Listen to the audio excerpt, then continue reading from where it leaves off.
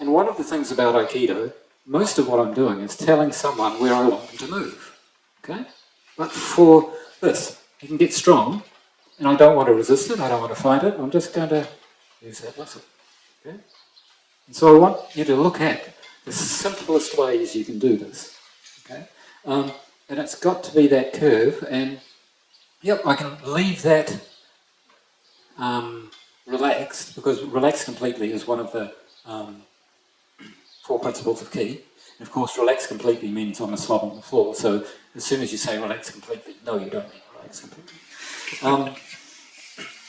That sort of sense of Ki flow, and I know it's, and I don't like getting into the buzzwords, but that shape of bringing the fingers through helps with the mind, because it gives your mind something to do, which is not pushing or pulling or doing anything. Okay, you're just creating a shape.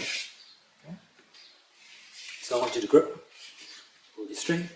Okay, and I'm not interested in him or his strength or anything. I just want to create this shape. Okay? And also, for the moment, one more. Yep.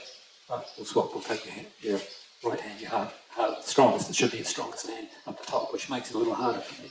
But I don't want to engage with trying to fight battles. I'm not interested in that. I am creating a shape. Okay, and that shape comes from my whole body moving. And that's the other thing that people have problems with. They'll say, "Well, make this shape," and so they stop. No. It's a shape that has to come through your entire body as a single movement. So why do things happen to their shoulders? Because people they push in, okay?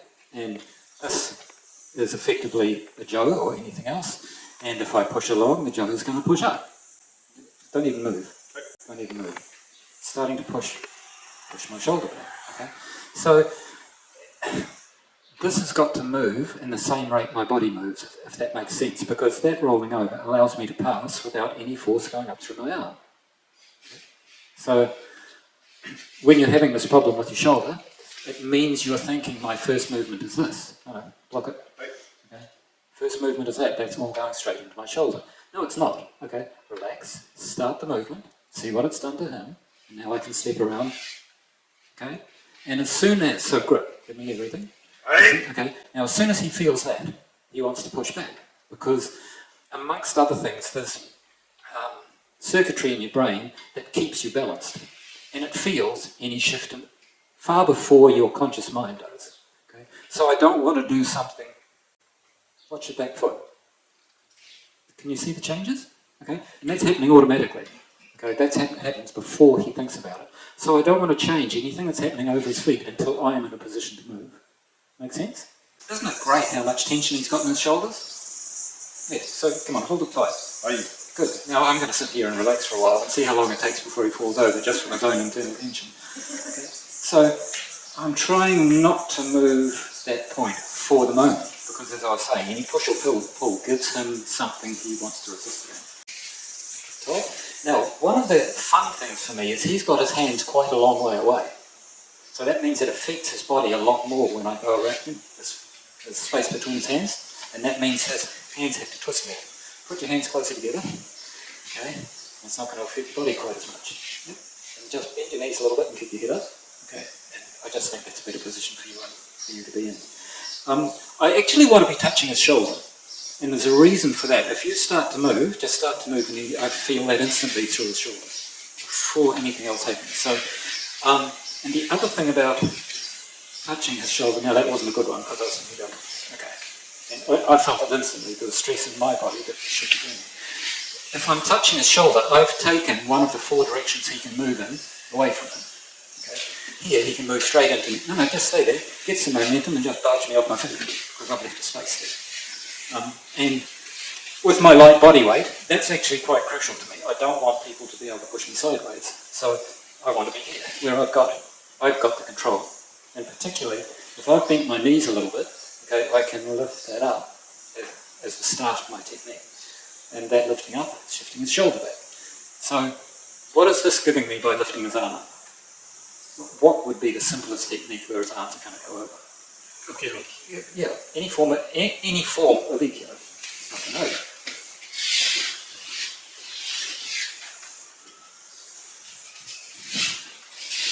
To number 4. So yeah, give it heaps. It's just good practice for me. So I want to come to here. So the one I went was pushing back, but I might, and again, I'm feeling what he's doing. He's leaning forward slightly. I'm too lazy to be bothered picking him up, so I might as well just walk away and keep going forward. And there's so many ways I can play this. I can move away and bring the circle around, which I would do with a light person. I don't really like doing it with someone that might swing their foot around. So for Jason, just to be mean, sorry, Will, I'll do that. Okay, I'm going to come across up over his shoulder. Do it fairly quickly, so he doesn't have a chance.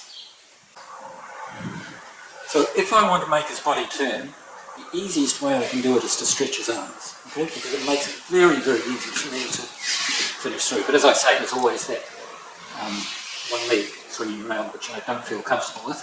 Part of the system for all of these things is to understand every opportunity you have from here, okay? And yes, I can take it very quickly and take it down, which he is letting me do to some extent. If his body was rigid, I don't have enough body weight compared to his to make that work. Because at this point here, I can't push him down unless he's relaxed, okay? So stay there. I can put my entire body weight there, makes no difference, okay? So back to, nice and strong. So this works for me because of the mechanics of what I'm doing here. Staying close to his body doesn't work for me once I'm going for the Aikido because of the difference in our body weights, okay? So that's why off balance works very well for me. Okay? Let's just do this because I want to.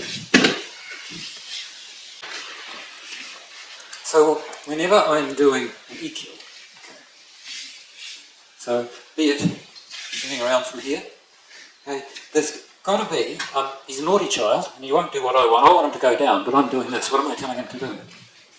Walk away. And what's he going to do if he goes? Oh no, that's not Jason. Come back to here. Okay.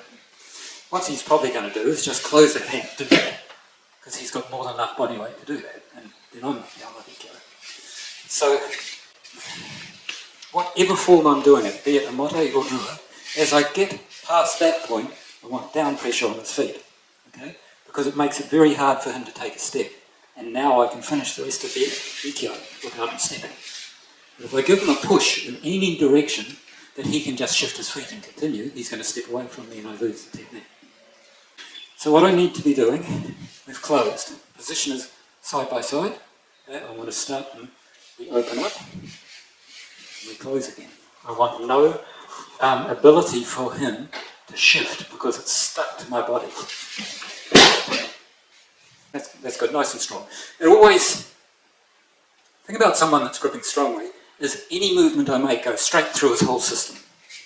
Okay? Any little movement. Whereas, take the weight, okay. It doesn't affect him nearly as much. So, he may think being strong like that is good for him. So go rigid again. But it doesn't matter to me a lot either way. But it means that every movement I do goes straight through his shoulders. And he's relaxed, but even so. So I want this to drop down. I want it to come up to there actually is where I want, but he knows what I'm going to do. But even so, because it's hearing me navigate, all I need to twist is my body. And I'm also aware I've done two different variations, and as Duncan was just pointing out, so a lot depends on body height. If the person, see his head's low, if he's in this position, can I get my hand up comfortably? Go back to where you were with your head down. Right, okay, it's very easy for me to turn him that way. So I want to get to here. Okay, I want to get that sense of turning.